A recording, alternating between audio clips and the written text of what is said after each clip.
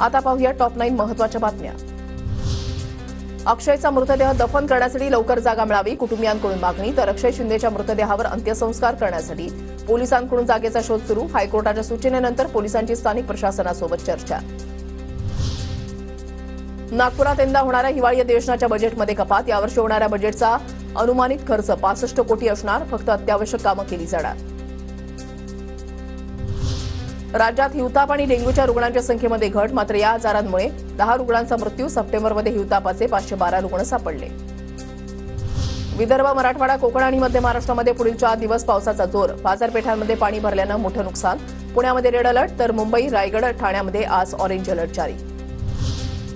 आरबीआयच्या इमारतीच्या बंदोबस्तामध्ये कसूर करणाऱ्या 12 पोलिसांचं निलंबन। कोणतीही पूर्वसूचना न देता गैरहजर असणाऱ्या पोलिसांचं निलंबन। पूजा खेडकरच्या अटकपूर्व जामीन अर्जावर आज दिल्ली हायकोर्टामध्ये सुनावणी। पूजानं खोटी साक्ष दिल्या, यूपीएससीचा आरोप केलाय। नागपुरातील रामझुला अपघात प्रकरणामधील रितू मालूचा जामीन रद्द। आरोपी रितू मालू हिला समाजामध्ये मोकळेपणाने फिरण्याची परवानगी देता येणार नाही। न्यायालयाचं मत, सीआयडी कुठल्याही क्षणी रितू मालूला अटक करण्याची शक्यता। समृद्धी महामार्गावर दिवसाला सरासरी 3 अपघात। समृद्धी महामार्गावर 628 दिवसात 2161 अपघात। सुनावणी दरम्यान मुंबई उच्च न्यायालयाच्या नागपूर खंडपीठामधली माहिती।